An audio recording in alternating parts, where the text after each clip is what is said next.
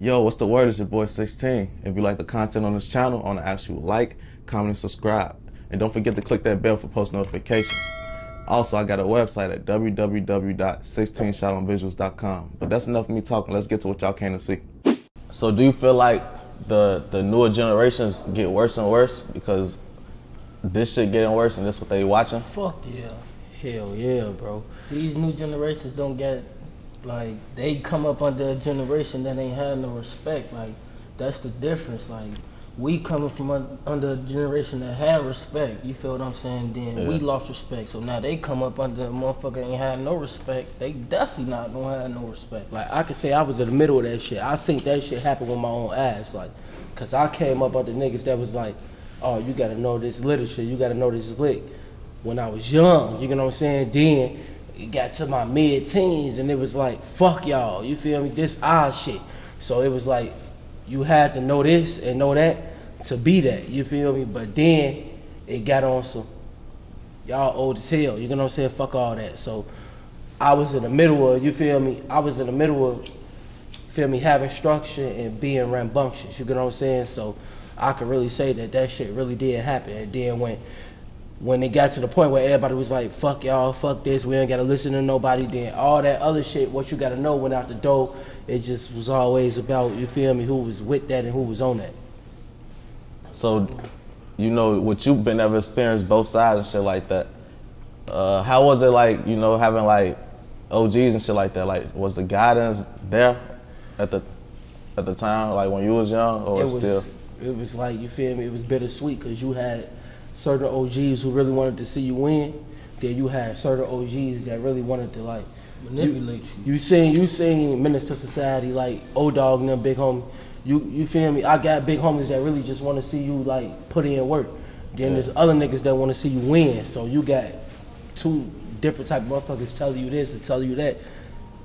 In the middle of trying to be your own person too. You feel me? So it's like you listen to him. Like when Pat was alive, folk, like it was certain niggas that was from the hood, cause me and Pat from the same hood, we from Lawrence. It was certain older niggas that I tell them like, don't listen to that nigga, even though I listened to him. But I learned from my mistakes, so I'm like, yeah, don't listen to that nigga. You feel me? It's to the point I don't even want you listening to folks because he already see it in you, so he gonna try to break it out you more. You my little brother, so it's my responsibility to watch over you and protect you, so I don't want you doing that, but you feel me? Folks ass end up doing some whole other shit on the whole other side of town, and that's how that shit happened. So do you think things could ever get back to that point where like? Nah, that shit over with. Too much shit happened. What about like specific neighborhoods? Not as a whole, but like. That shit over with. But I don't know, like, where I'm from in Uptown, I witnessed two hoods like call a peace treaty with each other and they been killing each other for 15 years. You feel me? So I like that's them though. You feel me? And it really worked though. Like they stopped for real. Yeah, boy. Since like before I got booked, that shit was going on. Then it happened.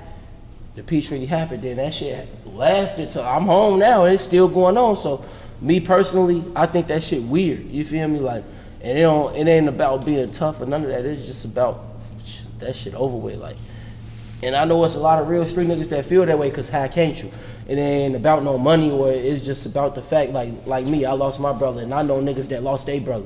And niggas who didn't lose their brother lost their right hand mans or this, that, and the third, and ain't no really coming back from that shit. So what age would you say you jumped off the porch? I was like 13, 14.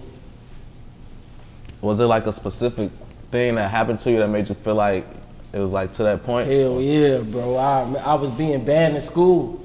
Like, and it's the pettiest reason, right? Because if I was doing good in school, I would have got it what I want. But like, you see, like this how I felt. Like I came up north thinking this shit was gonna be sweet. In reality, that's what happened and it wasn't.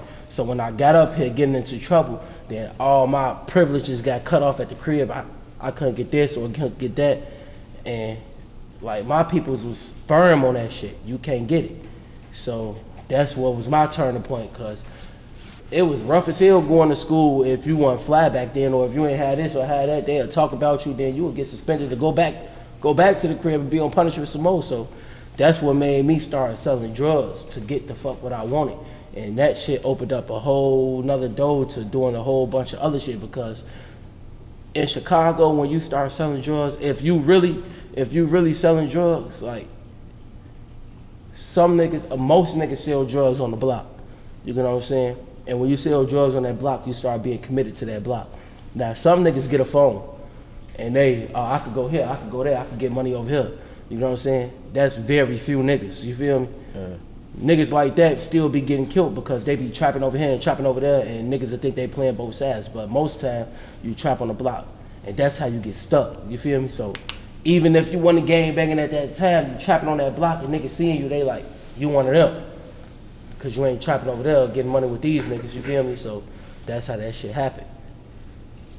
So what would you say like your biggest regret as far as like the street life? Like any decisions or anything like that? I don't know.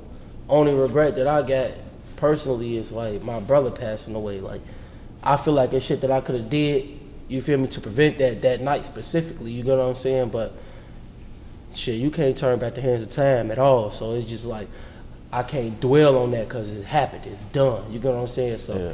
As far as regrets and all, because everything is a learning experience, and you either gonna learn from it or you gonna go through the same shit and end up in the worst predicament. I'd rather just learn from that shit.